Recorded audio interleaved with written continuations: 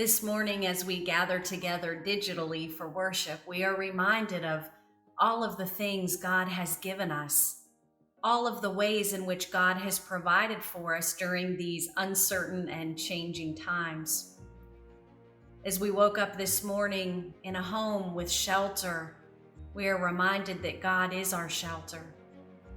As we were able to make our cup of coffee, we probably took it for granted, forgetting all of the men and women who continue to serve in our power companies to provide us with the resources we need to live our lives comfortably.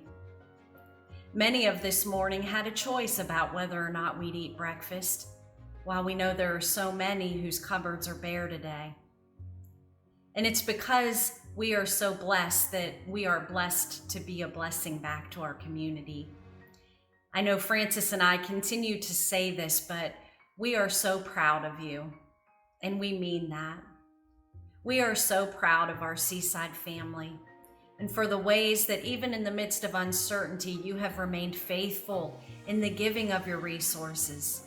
You have continued to give your offerings on a weekly basis. You've continued to give to the food pantry, which has been serving people every Tuesday in a drive-through food pantry.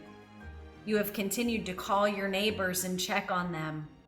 You've continued to shop for those who are vulnerable.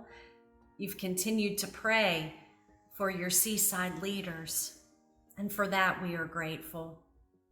And so as we enter into this time again in worship where we give of ourselves and our resources back to God, let us come together in prayer, asking that God would use these resources for the continued growth of the kingdom. Let us pray. Holy God, touch us with the power and assurance of the early disciples as they shared and lived the good news. Help us to share and be generous with our resources, our talents, and our love. Remind us that many are hungry, many are homeless, and many are lonely without friends or fellowship. Remind us of the many in need, and show us ways to help and care and serve. We ask these things in the name of our risen Lord and in his coming kingdom. Amen.